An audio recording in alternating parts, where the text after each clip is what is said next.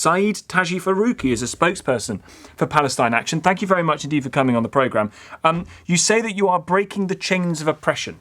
Who for, sir? Hi. Well, in defense of Palestinian people, the British military is directly involved in the genocide in Gaza and the genocide of Palestinians in general. And Palestine Action is materially breaking the supply chain and Britain's involvement.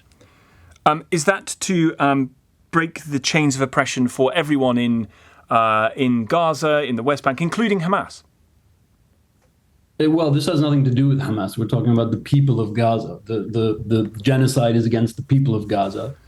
Britain is directly involved in the genocide. And I think, from my opinion, this is one of the boldest, bravest acts of direct action I've ever seen. Of course, there are people in Gaza who constitute Hamas.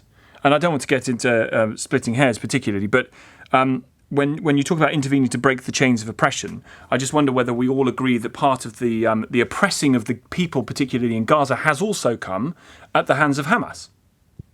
Look, even if the British government's concern was for the people of Gaza, which it isn't, and even if their concern was to somehow remove Hamas from power, do you think the answer is to carpet bomb all of Gaza, to kill 50,000 plus people, to commit a genocide?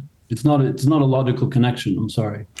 You suggest that the British military have no interest in the people of Gaza. I wonder whether, in taking this action, you knew that the Royal Air Force, indeed the RAF, an RAF Atlas, the crew of which are based at RAF Bryce Norton in Oxfordshire, were responsible for one of the largest airdrops of international aid into Gaza. I mean, these are tiny airdrops, okay, that come on the back of Britain supporting How do you know that they're tiny? Sorry. Because we can see the data. We know how much aid has been dropped into Gaza from airlifts. But this is on the back of... Is 53 tons of aid on 6 flights tiny?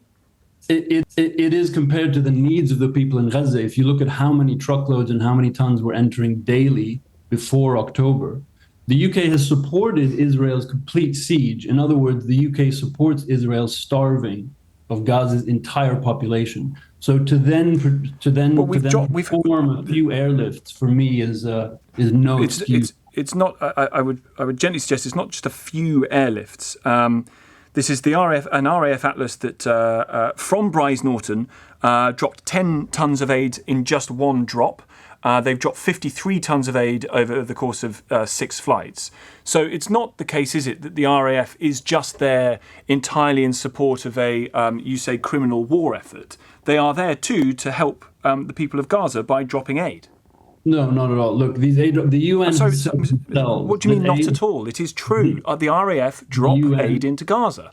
The UN has said that these aid drops, not just by the UK, by the way, by other countries, including Jordan, the US, are tiny blips in the overall demand. You can quote the numbers of 53 tons. Yeah. But how many tons of aid are required to save the people of Gaza from starvation? I would suggest it's better for the British military to be involved in the dropping of some aid, in this case 53 tons on 6 flights, than none, wouldn't you? So you think it's legitimate for the British military to be involved in a genocide and then provide aid for the people who survived? Not at all. It depends, I guess, on your definition of genocide. It depends on an international... It's not my definition. No. People, including UN experts. So. Right.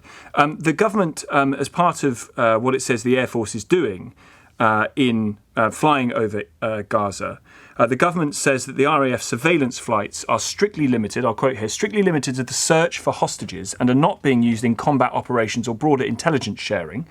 The Ministry of Defence says any intelligence shared with Israel complies with international humanitarian law. Quotes, defence activity with Israel, as with any other state, is subject to rigorous processes to ensure that it is compliant with domestic and international law. So what specific evidence is there to say that the UK has been involved in potential commission of war crimes if the government is saying that they abide by international law in their processes around this? There is no way in which the UK is complying with international law. I mean, if you look at their restrictions on weapons sales, it's an absolute joke. It doesn't stand up to even the slightest bit of scrutiny. That if you believe the production of weapons in this country, the delivery of weapons, the cooperation with the Israeli Air Force, and through everything you've seen over the past 18 months in Gaza, to be able to say that you don't think they're complicit, in fact, actively active. Oh, they're definitely active. They're definitely active. There's no doubt the RAF is active. Yeah, in the Commission of War Crimes and genocide. And the Commission of War Crimes that the RAF has been engaged in is what specifically? Have you not seen videos coming out of Gaza over 18 months? Of course. And the Israelis have been dropping the bombs. So, but specifically on the RAF, because Britain provides intelligence, as you said. Britain has flown over 500 flights that are assisting. I mean, I think one of the issue here is that I also don't buy the government's line that their surveillance flights are entirely and purely dedicated to rescuing hostages. If they are, I'd have to say they're extremely ineffective because they haven't led to the rescue of hostages. At least not in the past 100 days, as far as I can remember. Well, you're right. I mean, not all the hostages have been released. Do you?